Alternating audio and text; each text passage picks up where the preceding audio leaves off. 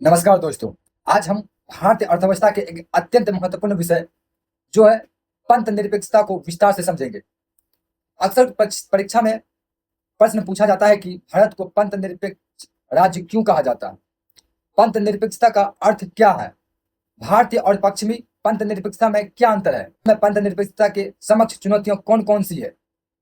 आज हम इन सभी प्रश्नों के उत्तर संविधान, सर्वोच्च न्यायालय के निर्णय और समकालीन उदाहरण के आधार पर समझेंगे। तो आइए सबसे पहले जानते हैं कि पंथ निरपेक्षता का वास्तविक अर्थ क्या। पंथ निरपेक्षता, सेकुलरिज्म। पंथ निरपेक्षता है क्या, पहले इसका हम अर्थ को जानते हैं।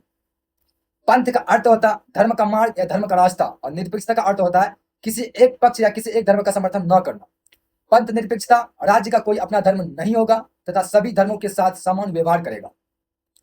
इसको एक आसान भाषा में बोल सकते हैं, राज्य किसी धर्म का पक्ष या विरोध नहीं करता है। सभी नागरिकों को अपनी इच्छा से धर्म मानने और पालन करने और प्रचार करने की स्वतंत्रता होती है। सभी धर्म कानून की दृष्टि में समान होती है। भारतीय संविधान में पंथ निरपेक्षता का क्या अर्थ है। 42वें संविधान संशोधन 1976 द्वारा पंथ निरपेक्षता शब्द को जोड़ा गया। 1976 से पहले भी संविधान में पंथ निरपेक्षता मौजूद थी। जैसे अनुच्छेद 25 से 28 पहले से धार्मिक स्वतंत्रता प्रदान थे, इसलिए संविधान निर्माताओं ने प्रारंभ में प्रस्तावनाओं में यह शब्द नहीं जोड़ा था। संबंधित अनुच्छेद है, जैसे अनुच्छेद 14 कानून के समक्ष समानता, अनुच्छेद 15 धर्म के आधार पर भेदभाव का निषेध अनुच्छेद, अनुच्छेद 16 रोजगार में असमान अवसर, अनुच्छेद 25 धर्म की स्वतंत्रता, अनुच्छेद 26 धार्मिक संस्थाओं का प्रबंध, अनुच्छेद 27 धार्मिक करों से स्वतंत्र, अनुच्छेद 28 धार्मिक शिक्षा संबंधित प्रावधान। बाद में पंथ निरपेक्षता शब्द ही क्यों जोड़ा गया और कोई शब्द क्यों नहीं जोड़ा गया। इसका कारण है भारत में धर्म को लेकर पूजा पद्धति नहीं माना जाता है। भारतीय दर्शन में जीवन के अंतिम लक्ष्य होता है मोक्ष प्राप्त करना, या मोक्ष की अवधारणा होती है। भारत संविधान सभी व्यक्तियों को अपने अपने पंथ का पालन करने की स्वतंत्रता देती है, इसलिए धर्म निरपेक्षता की जगह पंथ निरपेक्षता शब्द अधिक उपयुक्त लगा।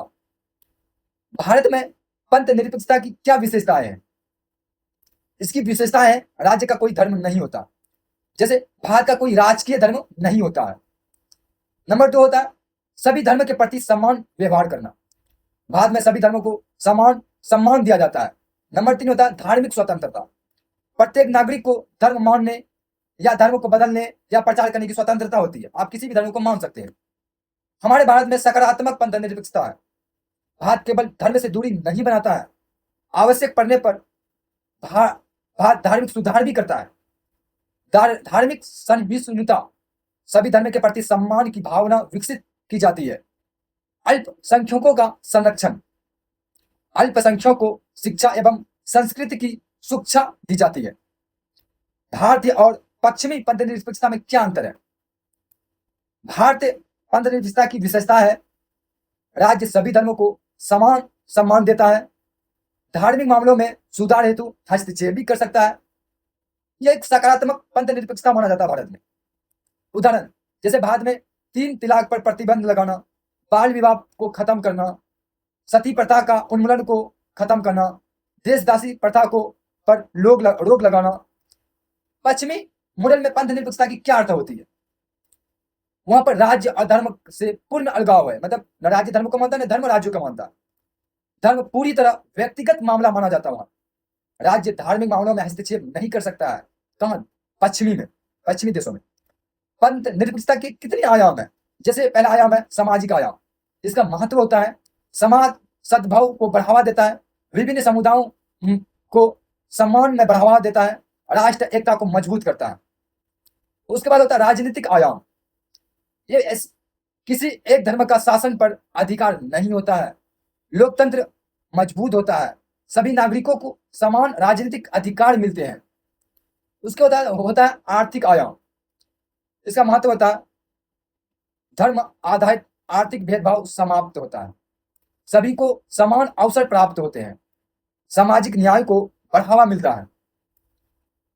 उसके बाद आता है सांस्कृतिक आयाम, इसका महत्व होता है विविध संस्कृतियों का संरक्षण होता है, भारत की विविधता में एकता मजबूत होती है, सांस्कृतिक विरासत सुरक्षित रहती है। भारत में पंथ निरपेक्षता के समक्ष चुनौतियों क्या क्या? धर्म का राजनीतिकरण, इसका अर्थ है धर्म के आधार पर वोट मांगना, धार्मिक भावनाओं का राजनीतिक उपयोग करना। इस पर क्या प्रभाव पड़ता है हमारे देश में? समाज में ध्रुवीकरण को बढ़ावा मिलता है, इससे लोकतंत्र कमजोर होता है। उसके बाद होता है धार्मिक हिंसा, जैसे गुजरात दंगे 2002, दिल्ली दंगे 2020, विभिन्न राज्य में सांप्रदायिक दंगे जैसे बिहार, उत्तर प्रदेश में। इसका प्रभाव क्या पड़ता है हमारे देश में? सामाजिक सद्भाव प्रभावित होता है, राष्ट्र एकता को नुकसान पहुंचता है, तुष्टीकरण की राजनीति। इसका अर्थ क्या होता है? किसी विशेष धार्मिक समूह का वोट लेकर लाभ देना। इसका प्रभाव हमारे देश में क्या पड़ता है? फिर समानता की भावना कमजोर होती है, इससे अन्य समुदायों में असंतोष की भावना पैदा होती है। उसके बाद आता समान नागरिक संहिता यूसीसी। इसका पक्ष क्या है? भारतीय नागरिकों के लिए समान कानून।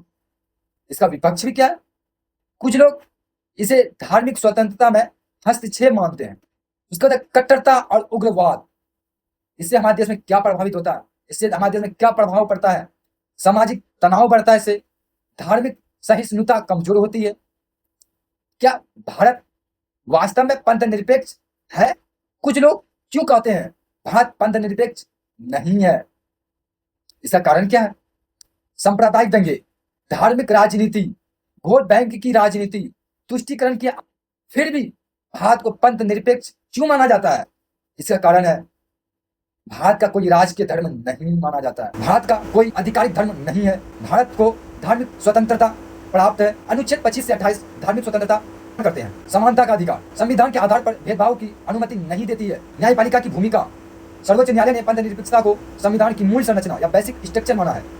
विविधता में एकता, भारत में अनेक धर्म के लोग एक साथ रहते हैं। महत्वपूर्ण सर्वोच्च न्यायालय के निर्णय, जैसे SR मुंबई केस 1994। एक क्या निर्णय दिया था इसमें? पंथ निरपेक्षता संविधान की मूल संरचना या बेसिक स्ट्रक्चर होती है, इसे बदला नहीं जा सकता है। उसके बाद आता है सियारा बानो केस 2017। इस केस में क्या निर्णय दिया सुप्रीम कोर्ट ने? इसमें 3 तलाक को समाप्ति किया और संवैधानिक घोषित किया इसे। उसके बाद आता है साबरीमाला केस 2018।